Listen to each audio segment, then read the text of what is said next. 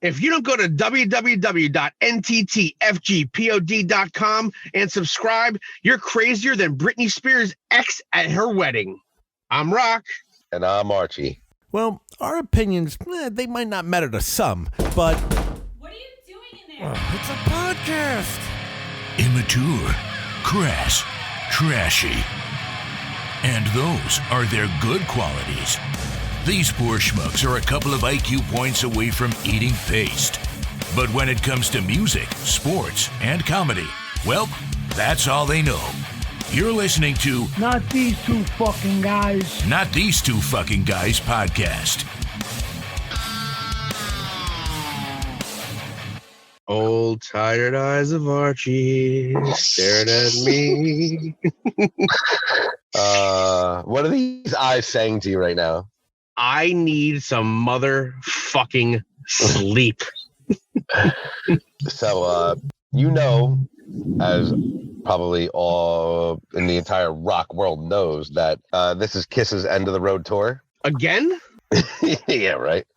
They're like, no, this time we really fucking mean it. Oh, dude. Did you hear about they got caught out there, lips, little with backing tracks? I heard backing tracks, yeah. So whatever. They're on the road somewhere, right? Antwerp, Belgium, probably to a sold-out arena or somewhere close to it, right? Mm. Opening song for the past bunch of years, Detroit Rock City. They come down the fucking right, the smoke, the fire. They're coming off the stage levels. They're bringing them down the platforms, and they do Detroit Rock City. At the end, there's a part, and you can see online. You could just type in, Kiss live miscue. So Eric Singer, which is probably one of the best fucking drummers in rock and roll, I think he just missed a cue. It was like that ending, and you gotta see. Oh man, Kiss looks cool. Even though they're like 70, they always look cool. They, if you look at them, they're just fucking cool, right? Mm-hmm. They didn't look cool. It looked like three clowns not knowing what the fuck to do. Well, what was the... I love them, bro, but it just like they were all like, "Oh shit!" they all got caught. But like how? Like, what do you mean he missed the cue? He was supposed to stop at the. You can watch it. I know I can't give it to you offhand. He was supposed to just do a break at the end of Detroit Rock City, and he didn't. He kept going, and so when everybody stopped, we're supposed to stop, and you heard Paul's voice, and Paul wasn't even close to the mic. Gotcha. It was like, you know what it looked like? It looked like Kiss meets the Phantom of the Park. Hey, listen, dude, they're fucking, no disrespect. They're older gentlemen. They've been fucking playing shows for fucking, 4 decades? I think you gotta cut off some slack here. Yeah. Like, when you go to Kiss, you're going to see a show, right? Show. Have you ever been to one? Yes. Phenomenal. I don't care. I don't care if you fucking don't know who Kiss is. I don't care if you don't like Kiss. Phenomenal show. Phenomenal. So like you're going to a show. You're not like going there for the musicianship. Musicianship. The shit. You're not going to see Dream Theater. You're going to see KISS. These things happen. Yeah. I feel like more and more bands are using backing tracks these days. And a lot of it is when you get older, you just can't quite play like you used to, right? Or you can't quite sing as you used to. You can't quite do the things you did when you were in your 20s, that now in your 70s. I believe they're like another half or a whole step tuned down too from from years ago, just because it's, a little more accommodating on the vocal cords, right? Of course. I was made to loving you, baby. I didn't know typo covered. Fucking Kiss. Yeah, I say use backing tracks. Whatever makes it sound fucking great. They're of a certain age. You're going to see a show. You don't like it? Fuck off. My opinion. Well, they're going to be around End of the Road tour, that big New York show.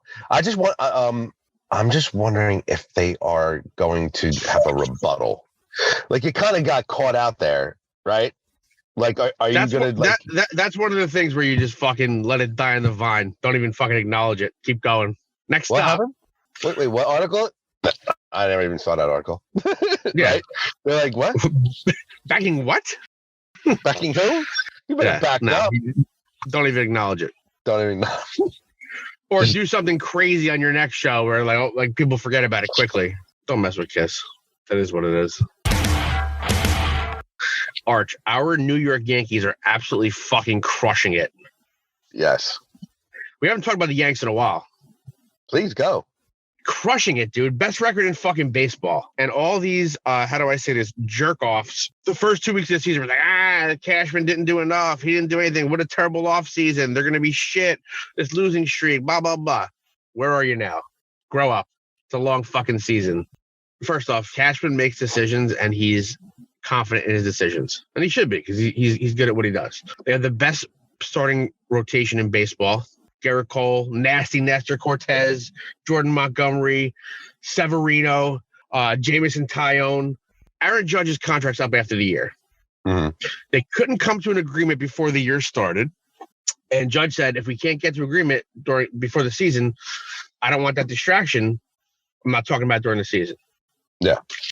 They offered him a monster contract. He didn't want it. You know, who's right, who's wrong, whatever. So he said, okay, I'm not going to talk about during the season. So he's willing to bet on himself. Well, my fine feathered fiend. He is having a monster, and I mean like MVP caliber season. First in home runs, second in RBI, fourth, I think, in batting average, first in slugging. He is having a fucking monster season. And it's going to cost the Yankees a lot more fucking money. Are you going to see one of the biggest contracts in baseball ever? Yeah. Oh, yeah. No fucking doubt. No doubt. I just want to hear numbers out of your brain. Dude, I don't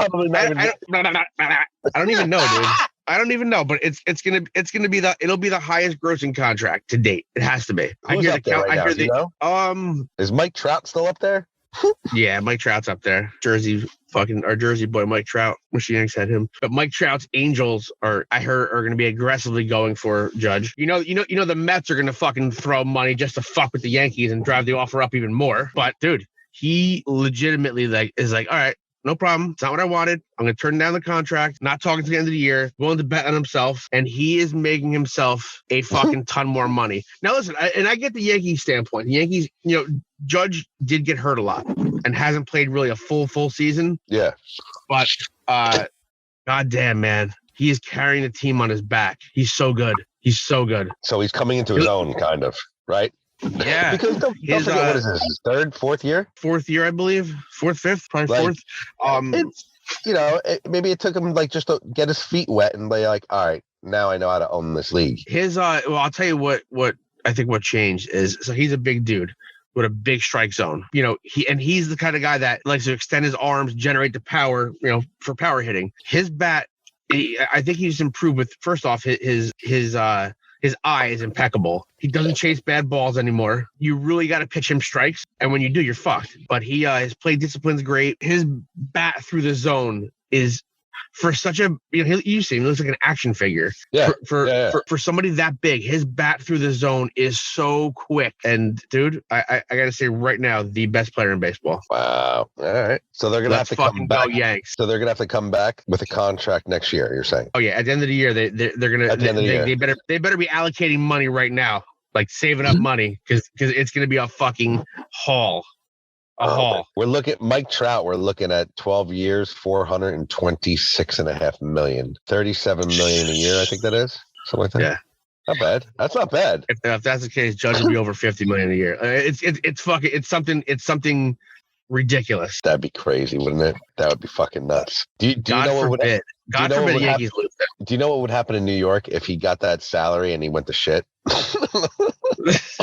Listen, I've seen crazier shit happen, and supposedly he has his 99 Judge jersey is the highest selling jersey in the MLB. Wow. He's got it all. He's got the look. He's got the swag. He's a leader. He's the new Derek Jeter. And he can play between the foul lines. There you go. Right? Would you say he's the new Derek Jeter? But just different. They're different ball players. But I'm saying, all right, we finally have now we have a star again. Yeah, he's the like the homegrown new, you don't ever want to say new Jeter, but man, this guy is like Jeter, A-Rod, and Mattingly all in one. What's up? Oh, jeez. Right? Write it the fuck down. Aaron Judge, MVP. I'm calling it right now in the middle of June. Well, God, I hope I don't jinx him. What record are we at? I don't know, but it's the best record in baseball. 35-14, something like that. 15, some shit. 36-15. Remember, we don't like to tie ourselves down to exact numbers because we don't know when we're releasing this podcast. And but 41-16. Damn. And the Rays are behind us at 34-23. Oof. Wow. We're home 23-7, away 18-9. This is like it reminds you of the 1998 season where every day you just expect them to fucking win. The Sox are 30-28. In a harsh fourth place. The Sox are coming on though. The Red Sox, you can never count them out. They're streaking right now. So between the Yanks, the Rays, the Blue Jays, the Sox, and the Orioles, who do you see now? Obviously, the Yankees. We're Yankee fans, but I'm saying like who are some no sleepers on this? The Sox, the Blue Jays are a sleeper team. I mean, as much as a sleeper team can be with like a bunch of stars on it. Yeah. But I only say sleeper because they haven't really won anything yet. But man, they're a good young team. Very good young team. Vlad Guerrero's kid, Dante Bichette's kid. Like they're good. Blue Jays were Dante Bichette sounds like a dinner at an Italian restaurant. There you go. Or a dessert. Can I get an espresso on the Dante Bichette?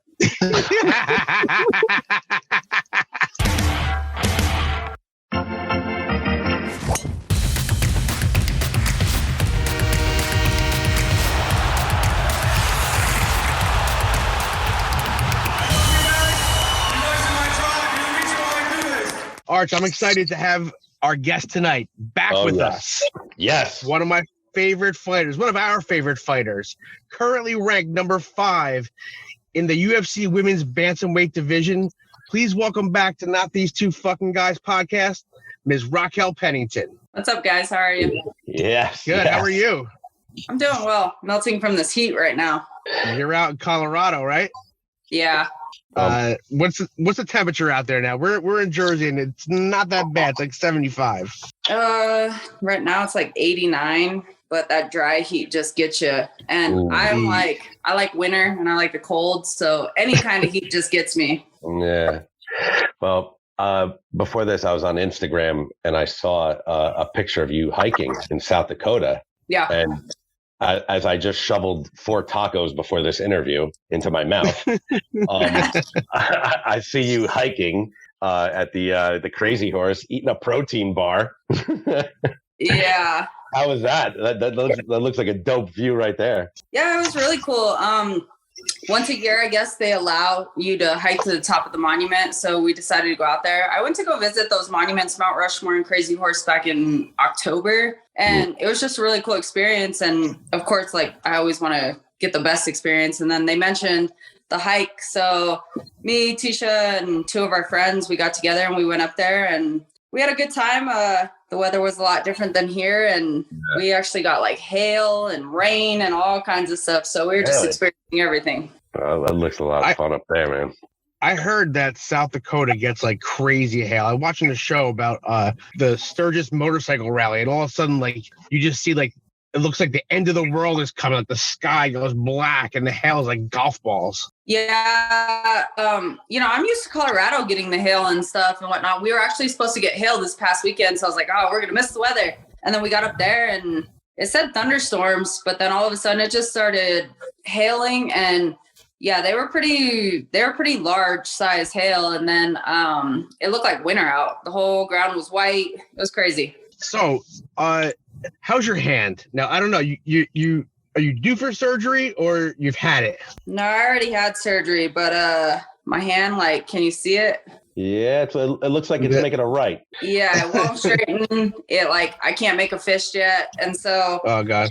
Recovery is getting super frustrating for me at this point. I'm ready just to like set it flat and just smack it with something. Let's get this, but it's getting there. So I already had the surgery and stuff and been recovering and going through physical therapy. I developed like a really abnormal amount of scar tissue, like extremely fast. And I told the doctor that I experienced it with my shoulder surgery, and that's why it was so hard coming back from that. And he is like, oh, no, it's fine. And, you know, everybody's always getting on my case. They're like, listen to the doctor. So the one time that I was like, all right, I'm going to listen to the doctor and chill out. And now my finger's all crooked. And I go back and he was like, yeah, this isn't normal. And I was like, dude, I told you. So I'm just frustrated at this point. But I got back into training like mid last week, just as far as like throwing some right hands, kicking, doing some cardio, just different things that I can to like start to get back into shape, get into the groove of everything, get my body used to like being worked. But we'll see how much longer this thing takes. I don't know. Did they give you an estimate like prior to the surgery? Yeah, they said another 10 weeks, but they're full of shit. I'm not waiting 10 more weeks. And well, so they're saying right now just physical therapy, no more surgery at this point. Yeah, just got to get aggressive with it and get like it bending and straightening again. So pretty much breaking through scar tissue. And I don't know if you guys have broke through scar tissue, but it feels worse than breaking shit. So it's not exactly fun. And then it swells up all huge, and then it's even more tighter the next day. And it's just, it's an injury that's testing my patience. I was going to say, I don't know if this is like weird at all. Because when the doctor told me, I had a labral tear in my hip, and I had like actual bone regrowth that actually fucked with my flexibility of like almost, I can't tie my shoe normally on my left side. Like, I don't know, fucking weird. So that's actually what happened to my wrist. I had a cyst removed. I had I fought and then I had the right shoulder surgery, and then I had to have right wrist surgery, and they repaired a tendon in there. And while they repaired a tendon, they removed a cyst. And then just from like hitting so hard and doing everything I do, after my last fight with Aspen, not only did I do this, but then all of a sudden, like, it looked like I had a cyst back. And basically what happened is everything calcified, and it just came up as I was like cracking super hard. So I basically had a bone on top of a bone, and they had to go in there. So when I was just getting everything taken care of right now, I had the right wrist surgery, and they went in there and they had to shave the bone down. And so that definitely happens. I actually have a right labral tear, and that scares me with it, just because, I mean, once you tear your labrum, your joints, it's just moving in there. So the bone on bone is like the idea that's freaking me out and kind of wearing and tearing on my hip, but I keep a close eye on it. So we'll see. Good. Yeah, my fighting career is done, Raquel. Sorry. It's been a while, but I had to hang it up. I had other things to do. You know what I'm saying, Raquel? Yeah, right. Yeah. So as you mentioned, your last fight, you beat Aspen Ladd, who's really, really good. Did you feel the hand break in the fight? Did you feel like, okay, that felt weird? Oh yeah. Like, it was like 47 seconds into the first round, and I was like, that's not normal. So I remember like circling around from her, and then like I kind of like went to go mess with my gloves, but it was messing with my hand to see what was going on. And like my finger was like gone. It felt like it just disappeared into the glove. And I was like, okay. So I initially thought I broke like my bone back here, and it shifted back. And so I was like, all right. And then in between rounds, I remember my coach came in, he was talking to me, and I was just staring at him. And after he got done saying everything, I was like, got it. But my hand is broke. And he just stared at me, and my other coaches were behind me, and they were like, we just need you to bite down on your mouth guard and keep going. And I was like, got it. And so I'm like sitting there in between like rounds, and I was like messing with my finger, and I felt like I was like trying to adjust things. And, you know, the adrenaline is, it's a lifesaver. But let me tell you, as soon as I walked out of that octagon, I stepped behind those curtains, and like my adrenaline like kind of just dumped a little bit. Oh, I was back there screaming. The doctors were trying to get my glove off. I was throwing a fit. That shit hurt. So talk us through. How do you, okay, so you said a minute into the fight, and you have a serious injury. What is your, and again, you have adrenaline, I get it, but like your mindset, that could mentally break somebody that, you know, they don't have use of one of their hands, even though you still threw it. You know, it can mentally break somebody. How do you move on past that? You know, what's crazy is I honestly, like, from my recollection with like having adrenaline and stuff, I thought I was kind of just doing this, like birdieing and just cracking her with right hands. And then I went and watched the fight again. And when I rewatched it, I was like, God, I'm crazier than I thought. Like, I was cracking her with this thing like that. No wonder my finger was all jacked up. By the way, I don't advise punching somebody after you do that. But, it's one of those things, man. Like, I was in there and, you know, at the end of the day, like, this stuff happens. I had the adrenaline going. I knew something was wrong, but it was just kind of having to shift my mind frame and focus on the goal. And at the end of the day, like, after that happened, my goal was just to, you know, win the first round, win the second round. Like, I couldn't grip. So there was times that like I went in on her and pushed her up against the cage and I like felt like I could take her down, but I couldn't. I would like reach around her and I felt myself like trying to grab my hand and just trying to put that pressure. I couldn't do it. So like there's one point, if you went back and rewatched the fight, like you can see my brain going because I'm just sitting there like staring around like, and that was me trying to like figure it out. And I was just like, okay, I'm just going to separate and start swinging again. And it was just, you know, finally in the third round, I could feel the pain getting more intense. And I was just like, all right, like I'm really comfortable in the first and second round that I sealed the deal. And I said, so in my mind, it was just kind of, you know, finishing out the fight and letting the time go. And then as soon as the fight was said and done, I felt confident about it. And I was like, man, okay, good. Like it was great. I didn't feel like it was anywhere close. I mean, she got a takedown in the third round. But I remember right as soon as the fight was said and done, she hugged me and she's like, I'll be seeing you again. That was a super close fight. And I was just like, what fight were you in? But whatever, my hand hurts. So let me ask you that. And I've always wondered this, you know, from the viewer at home, we see a fight. It may be close. It may be not, like any particular fight. Have you ever been in a fight or in a sparring session and watched it back and you thought while you were in there, it looked completely different than when you watched it back? Every time. Every single time. Like really?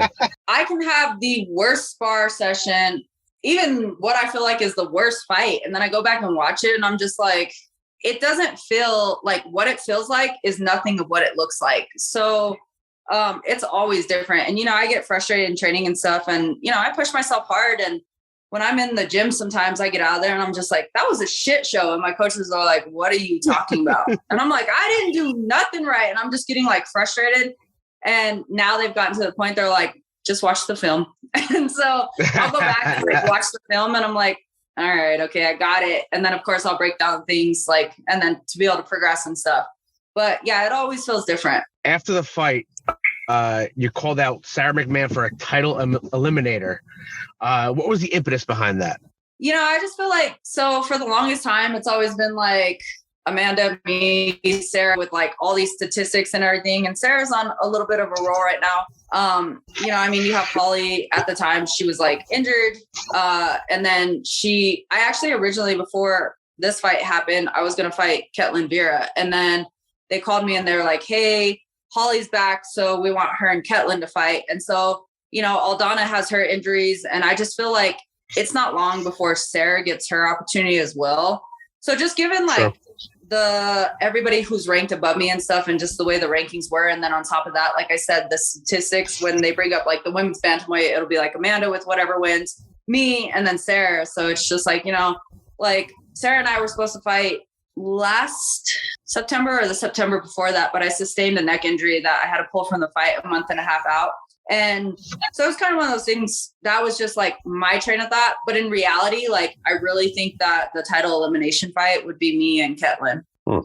What did you think of the Ketlin Vera Holly Holm fight that we're talking about it? Pretty close fight. What's your take on it? Holly with her damn ridiculous style where she just pushes you up against the cage. I don't get it. But a lot of people, you know, I mean, I was in that situation with her back in 2019 and people are like, well, just get off the cage. But what people don't realize is like Holly's tall and she uses her leverage to push you up against the cage. And it's a lot harder to get off the cage than what people even realize. Sure. But she did that against Ketlin the entire time. And when they did separate, I mean, she had her strikes in there, but Ketlin was tagging her. But if I'm sitting here judging it, honestly, like, I mean, I didn't want Holly to win the fight, but as a judge, like, and from what I've seen in like her cage control and everything else, like, I would have given the fight to Holly. Somebody's ringing my doorbell. We have company here. I kind of saw that fight the same way that you're describing. And now it seems that more and more, and I guess it depends on commission to commission. A lot of very close fights are going to weird decisions, it feels like lately. Yeah, no, I agree with you. It's just frustrating when it goes to the judges, though. And I mean, stuff like that is what happens. And then everybody goes into this chaos about the fact that, oh, this person didn't win, that person didn't win. And, at the end of the day, the judging lately is one of a kind. But I mean, that's the chances you take. And they are, though. The fights are going to decision. So the champ in the bantamweight division, you talked a little bit about her last time you were on with us, on how you would love to get in the cage with her. Those feelings I'm sure those feelings have only intensified now. If you could talk a little bit about that. Yeah, regardless, I want to fight both of them. So, Amanda's champion or not, I still want to avenge my loss to her. Juliana, I felt like we would align for a fight before it even came this far. Like, I figured it would have been the Ultimate Fighter, but that's just the way this game goes. Like, everybody's journey is a certain way. And so I figured we would have fought back then, but now just kind of seeing how it's playing out, like, obviously they have to fight. My ultimate goal is the world title. So, I mean, it would be perfect to fight her and take that belt from her. It would just be a win-win situation for me. But even if she's not the champion, like I said, I do want that fight. It is really hard for me to say this. As a competitor and being in the 135 division, I do want the division to move forward and for us to be able to have the opportunity to have title shots and stuff. So I do want Juliana to win this rematch, just so that way it doesn't tie up the belt anymore. Because I mean, if Amanda wins, then of course they got to do the trilogy, and that just really gets frustrating. But I mean, as like a fan perspective, I'd rather Amanda go in there and just beat her ass. And, I'm trying to watch this season of The Ultimate Fighter, and I will give Juliana a lot of credit. Like, she looks great as a coach and all the things, and her team is like doing phenomenal and stuff and whatnot. But, just listening to her voice, like, it takes me back to The Ultimate Fighter and like those irritating nights and days. So it's just, I don't know what it is, but that girl's just like a little trigger under my skin. I love it. That and that's the aspect I think that fans don't understand. It's the fighters, the highs and the lows behind the scene. Like you said, okay, I think I'm sorry to fight this person. Okay, well, this person's back from injury. Now you're fighting somebody different, or we're going to put something together for you. Or this person got hurt. Oh, you got hurt. There's so many variables that, like, it just seems that the best laid plan sometimes never happens. Definitely. A lot of people don't see anything. That's why I always use the iceberg effect. Like, you just get to see the top of the iceberg and you get to see the success at the top. But all the stuff underneath and behind the scenes, like, people just don't understand it. And it's super frustrating as an athlete, especially like being this high up in the rankings. Like, it's also frustrating too, because I mean, UFC puts pressure on us as well. And it's just like, all right, like, we could turn around and we can fight if we want fights. Like, we can ask for fights for like the lower ranked people. But, I mean, if we do that, it's kind of like that thing that, like, okay, if you go and lose, like, you better realize you're setting yourself back for what you're actually trying to achieve, getting closer to that world title. And then, like I said, I mean, I sat there and was talking to the matchmakers about fighting Ketlin and everything, and it all makes sense. And it would be a great freaking fight. And then it was just like, oh yeah. And everything's like being agreed upon and everything. And then all of a sudden it's like, oh, hey, by the way, we got to start back at square one because Holly's coming back. Like, what the hell makes her so damn special? Like, I have a career too, and we're sitting here talking about this. So just because she's not injured anymore, like, we'll get next in line type thing. So those things do become super frustrating, and different people, different athletes, different managers, like, they all have different pools. And, I mean, UFC at the end of the day is a business and they want to make money. So the people who bring in more money for them or who have a little bit more of a name, who do you think they're going to give the fights to, Is there somebody from UFC? Like, I don't know how this goes, obviously, but is there somebody from UFC checking on you? Like, hey, how you doing? Are we getting better as far as your injury? I have a relationship, like a really good relationship with Dana, Hunter, all them guys.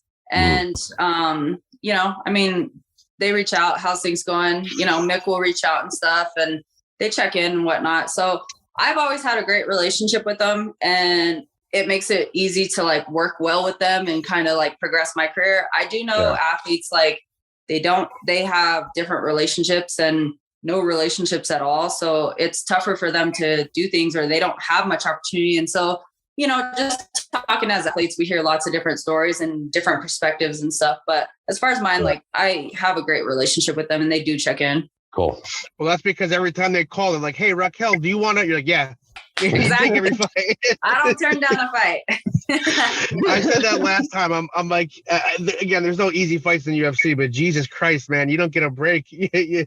Everyone you fought seems to either be, I've been a champion or challenged for the title or top contender. Yeah. And but I think that goes hand in hand of why you have a great relationship with the UFC, because they know that they can count on you. Absolutely. I would absolutely agree with you. I was actually talking to my coach today. I went to the gym to do strength and conditioning, and I was stretching and warming up, and or actually no, I was cooling down, and I'm out of shape right now. Like I freaking been hanging out, letting these injuries happen or heal and stuff. And so I was sitting there and I was like, you know, as frustrating as it is to like get back in here and have to get back in shape and like lose some weight and tone back up and do all the things, especially when I was in a great place, I said, it's also been really nice because it's just like, it's been a forced time off, but like there was no like pressure, there was no emotions, there was no nothing to it. And then I was like, damn, I've been busy. Like I was in camp for forever. I was originally supposed to fight last June or July, but then I ended up catching COVID and then got super sick. So we had to push the fight out. So I was in camp for like, I think at that point already like 12 weeks or something like that. And then got sick. And then when I came back from COVID, it was like restarting being an athlete ever. Wow. It was terrible. Wow. So then I had to like get back in shape, go through a bunch of stuff. And then I fought in September, and then I fought in December. And then all of a sudden I fought in April. But in between there was like no time off, because as soon as I fought, I was back in the gym. I was healthy. And of course I wanted another fight, but then I was helping my teammates.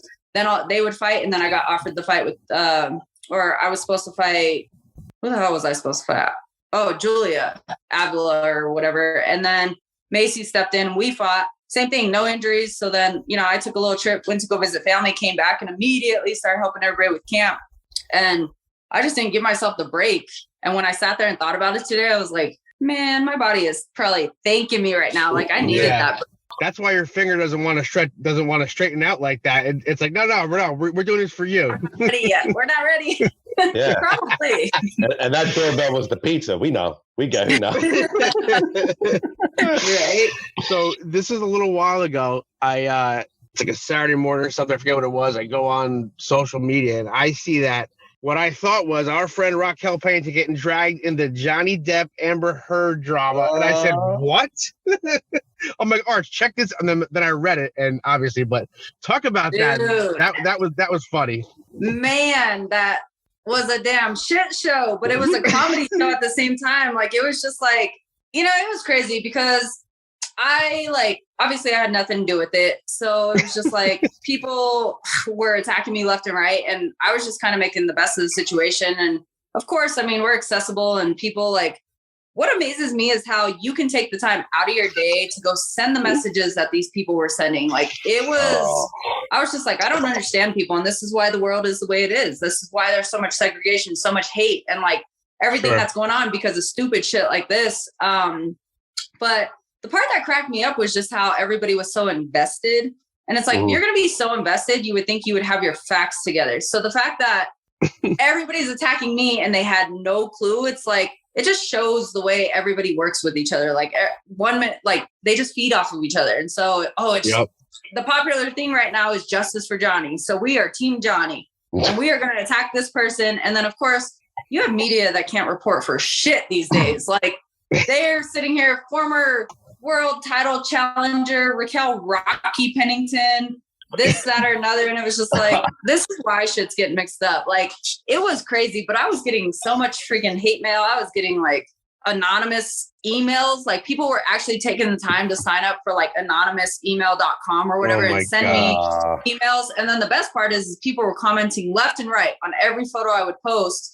And then like, I just got on there and I would either like it, or I would put a laughing face and say wrong Raquel, or my like fans would go on there and like troll my media and just kind of like tell everybody. And then all of a sudden I was receiving, they like can talk shit publicly, but then I would receive private request messages my request box was outrageous, like thousands and thousands of messages. And it was just like, dude, we're so sorry. This, that, like, you go on there and talk shit publicly, but then you want to apologize privately, like own up to your shit. And so like, it was just funny to watch the way people were working and stuff. And, you know, honestly, I was like, what the hell's even going on in this case? So it like, one day I sat here and I was eating breakfast and I started watching the trial, and man, those girls made themselves look like damn fools. And then on top of that, when I don't know what it was, something about Amber slapping Rocky or Rocky slapping Amber or this, that, or another. Like, you really think I would sit there or get slapped or just slap somebody? Like, one of my biggest things is don't pull my hair and don't slap me. Those two things happen. Like, it flips something in me and I'm like a shark coming for blood. Like, I'm going to knock your teeth in the back of your throat. So if somebody slapped me, like, I don't think they would be around to give a testimony, really. But you're right, though. It's people just want to pick a side on anything now and just not know all the facts and just be like, well, this is what I believe. And this is it. And it really is the reason why the world is the way it is today. Absolutely. And it was mind blowing. And then the best part is I guess like she stayed in his penthouse for free. So then I got blamed for staying there with my fiance. So then all of a sudden she got drugged into it, took pictures off my Instagram of me and Tisha and started putting it in their like reports. God. And it was just like, you guys are like mind blowing right now with how far this is going. It was crazy. But, you know, I got messages where obviously it was just left and right. Like, people were telling me left and right to go kill myself, that my parents should be embarrassed to have a daughter like me, like Christ. All kinds of disgusting stuff. And it was just like, and then like the best one is karma's a bitch, it's coming for you. And it was just like, well, you should probably watch what you're doing if you believe so much in karma, because you're in the wrong here. And they were like, oh, my bad. We're such big fans. And it was like, get out of here. It's like, do you believe where the fuck we were? Yeah, right. But could you believe, though, that like someone would actually talk to somebody like they didn't know that way? Like, or like just like you said, took a time out of their day to message or write an email. I couldn't. It's if I hate the person next to me, I wouldn't even tell them probably. I can't fathom it. Like, I'm the type of person that like, I'm not going to say anything behind your back that I will not say to your face. And if I simply don't like you, like, hey, yours and I, like, our personalities do not match, and that's perfectly fine. Like, you stick to your lane and I'll stick to mine. End of story. Yeah.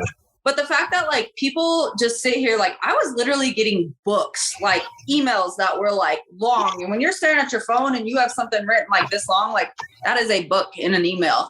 And then Instagram, like it was just message after message after message, because you max out at a certain amount of characters, and they would just max out. But the fact that you took your time and you sat there and you went and attacked somebody else, regardless of a situation that they may be involved with, but has nothing to do with you, but you can sit there, like these messages weren't short. So you took at least 15 minutes of your time to write some bullshit like that. Like it was just mind blowing. And then when the trial like was super active, and then of course when she Raquel or whatever did her testimony, I really got caught up with stuff. And I was actually traveling to Cabo with Tisha and my mom, and I was reading them the things, and they were just like, they were actually getting disgusted with it. Like at this point, like I just didn't care, but like they were getting so offended with some of the stuff that they were hearing, and they were just like, are you serious? And it was just like, you can't be affected by these people who are just ignorant like that. But like, It's pretty sad.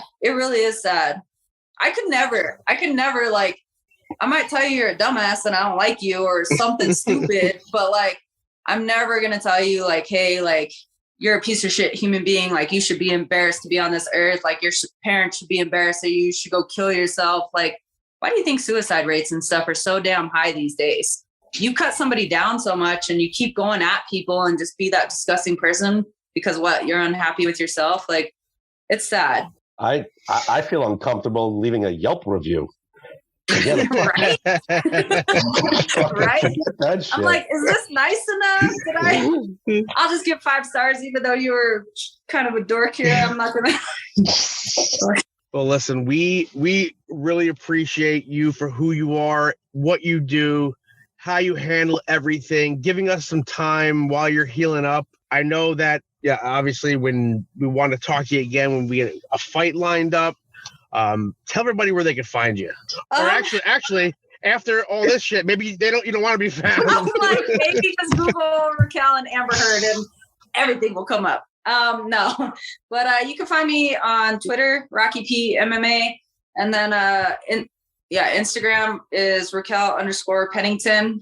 I usually try to stay pretty active on both of those and kind of try to, I'll take time out, and it's been nice having the time out. I actually absolutely love my true fans and whatnot, and I do spend the time going. Like, I'll take an hour of each of my days and kind of just like, whether it's laying in bed or in between doing something. Lately, it's since I've been recovering, but try to go through all the messages and see what everybody's kind of saying and whatnot and acknowledge it in some shape or form, whether it's a public acknowledgement on my story or I personally write people back. But, I appreciate my true fans, and I love hearing from all of them. So. Well, Raquel, real class act. Awesome. Thank you very much, man. We really appreciate it. I appreciate it. It was good talking to you guys. Yes. We'll talk to you again soon. The great Raquel Pennington. For sure. We'll talk to you guys. Take care. Bye-bye. Stay well.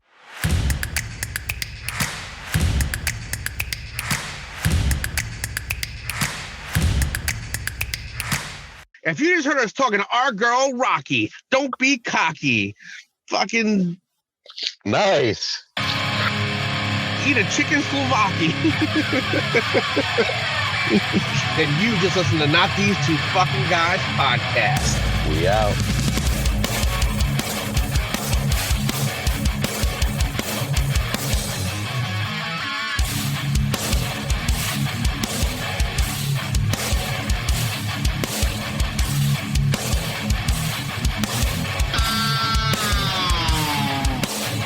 What was it? Remember the Dave Attell bit?